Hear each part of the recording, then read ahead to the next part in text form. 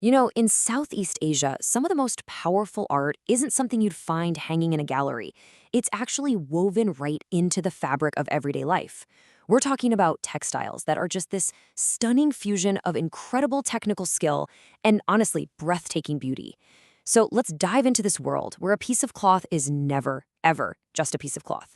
Okay, let's start with this piece right here. It's a ceremonial cloth from the early 19th century called a puakumbu, and it comes from the Iban people in Malaysia.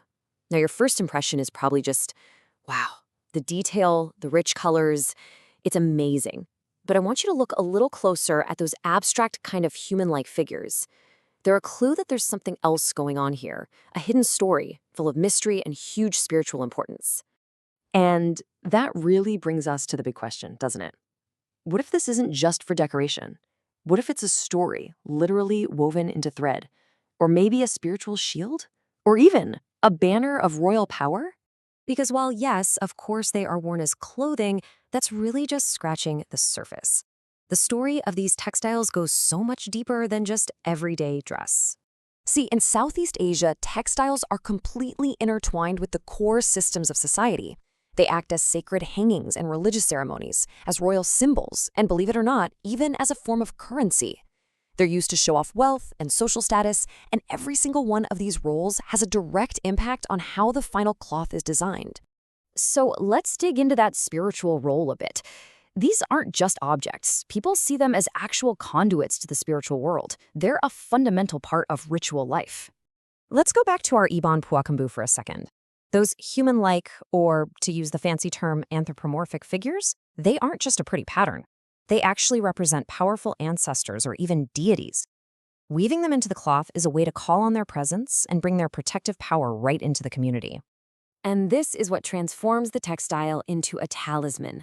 Think about it. The specific patterns, combined with the sacred rituals of dyeing and weaving, a knowledge passed down exclusively from woman to woman, it all infuses the cloth with these magical properties.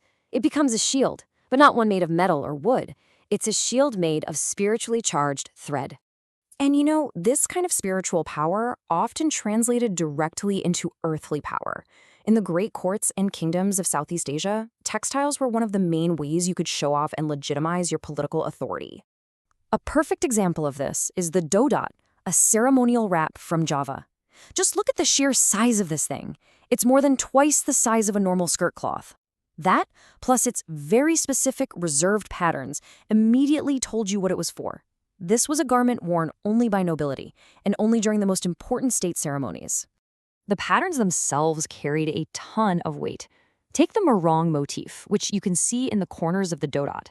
It's this stylized double wing that represents the mythical Garuda bird, a super powerful symbol for a lot of royal courts. So to wear this pattern was to literally wear the authority of the state. It was a power move. Now, of course, none of these incredible traditions developed in a vacuum. Southeast Asia has always been a global crossroads, and its textiles tell that story loud and clear. A story of trade, migration, and constant cultural exchange. This comparison just shows it perfectly. On the left, you've got a shawl from Laos. On the right, a so-called ship cloth from Sumatra in Indonesia. I mean, they were made hundreds and hundreds of miles apart, but look at the similarities. Both of them show mythical creatures carrying human riders. This is like a smoking gun. It's evidence of how ideas and motifs traveled along those ancient trade routes, creating a sort of shared visual language. But what's really cool is how that shared language could also lead to totally different expressions. So here we have a Balinese cloth next to one from the Tausug people of the Philippines. Look at the differences. One is hand-spun cotton, the other is silk. One uses somber natural dyes, the other is super bright and vibrant. You've got Hindu and Islamic cultural contexts. But, and this is the key, despite all that, they share a fundamental structure, a geometric tapestry weave with very similar diamond and zigzag patterns. What this shows us is that these textiles are basically living documents. They have all these layers of history woven right into them. You start with indigenous beliefs, then you get layers of Hindu Buddhist mandalas, Chinese phoenixes, Islamic calligraphy, and even details from European lace. Every wave of influence left its unique mark.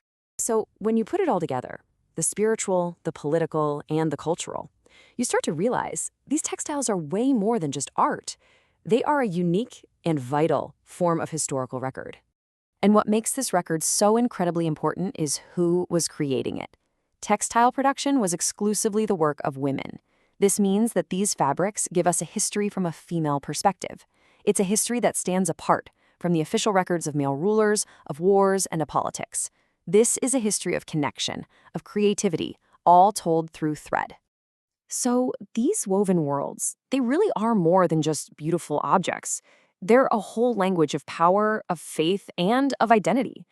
The next time you see a piece of patterned fabric, whether it's in a museum or just a market somewhere, I want you to ask yourself, what hidden stories are woven inside?